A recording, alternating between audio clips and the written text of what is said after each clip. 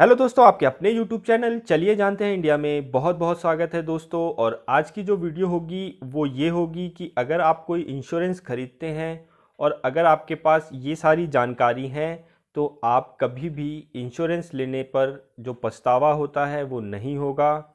तो दोस्तों, हम आज बात करेंगे एलआईसी की कुछ पॉलिसीज़ के बारे में और बताएंगे कि आप अगर ये सावधानियां बरतेंगे तो आप एक सुरक्षित और एक अच्छी पॉलिसी खरीद सकेंगे।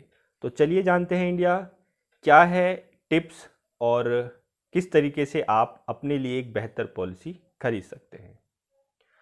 तो दोस्तों, अगर बात करें हम इंश्योरेंस की, तो आप अगर इंश्योरेंस खरीदना चाहते हैं तो दो तरीके से आप इंश्योरेंस को खरीद सकते हैं। पहला दोस्तों ऑनलाइन और दूसरा होता है ऑफलाइन। अगर हम बात करें ऑनलाइन की, तो दोस्तों ऑनलाइन पॉलिसीज़ के लिए लगभग 7 के आसपास पॉलिसीज़ एलआईसी की साइट पे ऑनलाइन मिल जाएंगी आपको, जिसमें टेक टर्म होगा और जीवन अक्षय 7, जीवन शांति, कैंसर की पॉलिसी और एसआईपी की तरह एक एसआईआईपी करके पॉलिसी है जो कि यूनिट लिंक है। और बात करेंगे जीवन निवेश की, तो वो भी एक यूनिट लिंक प्लान है। तो दोस्तों इस तरीके से 6-7 पॉलिसीज़ जो हैं ऑनलाइन अवेलेबल हैं। और बात करेंगे ऑफलाइन की, तो ऑफलाइन में दोस्तों एंडोमेंट प्लान आते हैं, मनी बैक प्लान आता है और ये जो जितनी भी पॉलिसीज़ ऑनलाइन मिलती हैं वो भी आप ऑफलाइन खरीद सकते हैं। तो ऑफलाइन के लिए आप एजेंट से संपर्क करेंगे अपने और वो आपको सही पॉलिसी की राय देंगे। तो दोस्तों ऑनलाइन और ऑफलाइन में फ़र्क क्या होता है वो भी आप थोड़ा सा समझ लीजिए।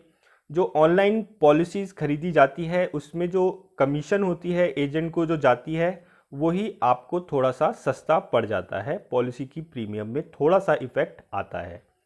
तो ऑनलाइन में ये थोड़ा सा फ़ायदा है। अगर आप इंटरनेट ज़्यादा इस्तेमाल नहीं करते तो आप ऑफलाइन ख़रीदें और आपके एजेंट से पॉलिसी ख़रीदें। अब बात आती है कि पॉलिसी कौन सी खरीदी जाए और क्या क्या सावधानी बरती जाए। तो दोस्तों पॉलिसी खरीदने से पहले कुछ टिप्स हैं वो जान लीजिए। पहला कि नीड बेस्ड प्लान होना चाहिए, यानी आप जो भी प्लान खरीदें वो आपकी आवश्यकता अनुसार होना चाहिए। ऐसा नहीं होना चाहिए कि आपको ज़रूरत किसी और प्लान की है लेकिन एजेंट के दबाव में आप कोई और प्लान खरीद लेते हैं। जैसे कि अगर आपके घर में कोई कन्या का जन्म हुआ है और उसकी शादी या मैरिज के लिए आपको प्लान चाहिए तो आप मनी बैक प्लान नहीं खरीद सकते और एजेंट आपको मनी बैक प्लान समझाने में लगा हुआ है। तो दोस्तों कस्टमर को कुछ भी नहीं पता होता कि कौन सी पॉलिसी बेहतर है, एजेंट को पता होता है कि हमें कौन सी पॉलिसी देनी है। लेकिन अगर कोई नया एजेंट है तो उनको 2 या 4 प्रोडक्ट के बारे में ही नॉलेज होती है और वही वो कस्टमर के साथ शेयर करते हैं। लेकिन कोई अच्छा एजेंट, पुराना एजेंट होता है, उनको प्रोडक्ट बेचने की समझ होती है कि कस्टमर की क्या नीड है। तो अगर आपका एजेंट नया है तो आप अपनी नीड उसको बताएं और उसी हिसाब से प्लान करें। ये नहीं कि कोई भी प्लान वो बेच रहे हैं वो आप खरीद लें, ऐसा नहीं। अगर ऐसा करते हैं तो आपको आगे चल के पछतावा हो सकता है।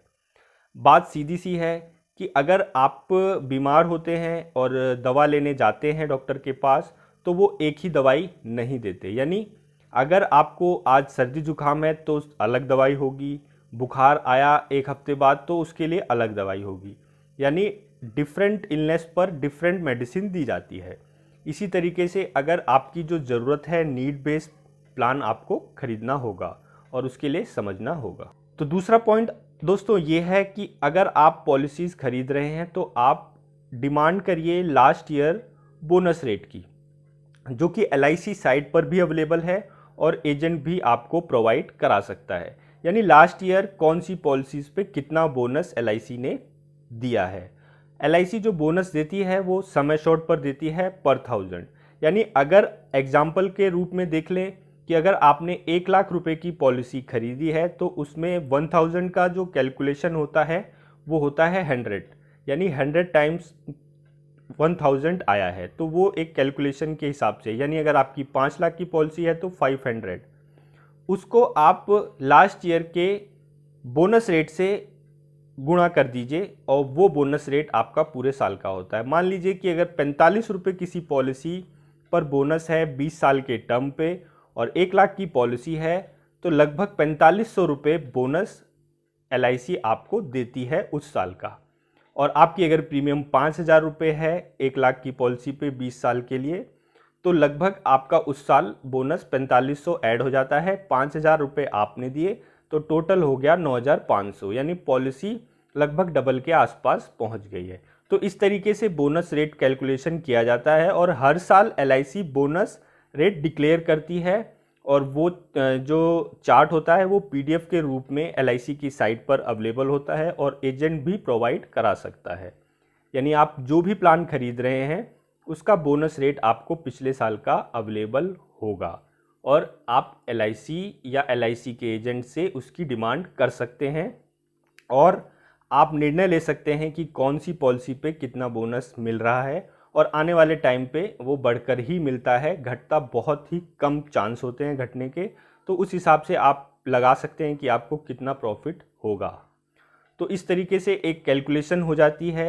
यानी अगर एजेंट आपसे कहते हैं कि आप 1 लाख रुपए दीजिए, आपको 20 साल बाद 3 लाख मिलेगा, यानी 3 गुना, तो उससे आप कैलकुलेट करके लगा सकते हैं कि आपको कितना मिल सकता है आज के बोनस रेट पे। तो इससे आप कंफ्यूज भी नहीं होंगे, तो एक एग्जैक्ट अमाउंट आपको पता भी चल जाएगा कि आपको 20 साल बाद कितना मिलेगा। तीसरा पॉइंट दोस्तों, मेडिकल हिस्ट्री। अगर आप कोई भी पॉलिसी खरीदते हैं इंश्योरेंस से रिलेटेड, तो आपको अपनी मेडिकल हिस्ट्री शेयर करनी चाहिए।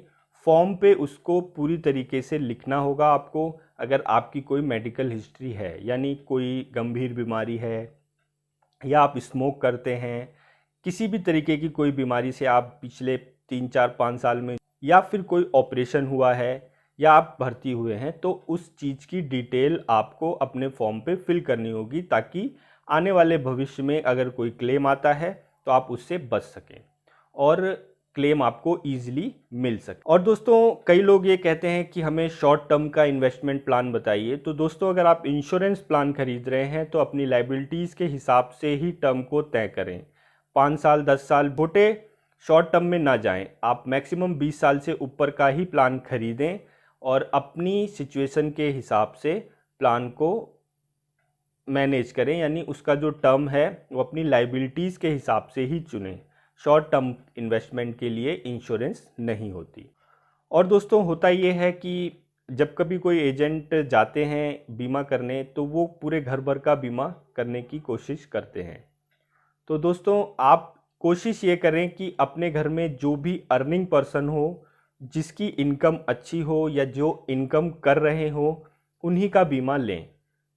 बच्चों के बीमे या कॉलेज जाते हुए बच्चों के बीमे ना कराएं, उनके नाम से पॉलिसी ना खरीदें। अगर आप अर्निंग पर्सन हैं, आप ही घर में कमाने वाले हैं, तो कोशिश ये रहे कि आप ही अपनी पॉलिसी कराएं, क्योंकि लायबिलिटीज़ आपके ऊपर है। तो ये चीज़ें कुछ ध्यान रखेंगे, बातें ध्यान रखेंगे, तो एक आप बेहतर पॉलिसी खरीद सकते हैं और अच्छी इन्वेस्टमेंट हो सकती है। तो दोस्तों, ये वीडियो अगर आपको अच्छी लगी हो तो लाइक करिएगा, शेयर करिएगा ज़्यादा से ज़्यादा और मेरे चैनल को सब्सक्राइब करिएगा। जय हिंद, जय भारत।